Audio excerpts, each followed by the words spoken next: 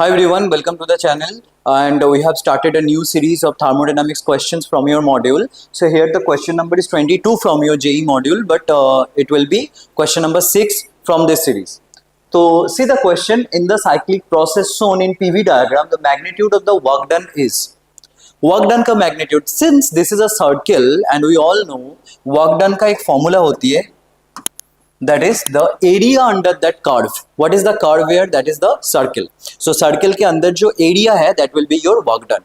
So यहाँ पे क्या हो जाएगा, pi into, this is the formula, pi into volume radius into pressure radius. This is the formula for this question.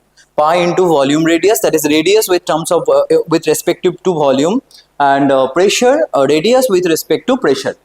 Now pi and this will be volume radius. So obviously volume का diameter क्या होगा, V2 minus V1.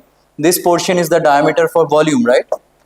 This portion is the diameter for volume, V2 minus V1. But मुझे क्या लेना है, मुझे लेना है radius.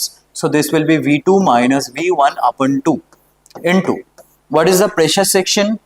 The diameter of pressure section is this. That means this is P2 minus P1, right? But हमें क्या लेना है, radius.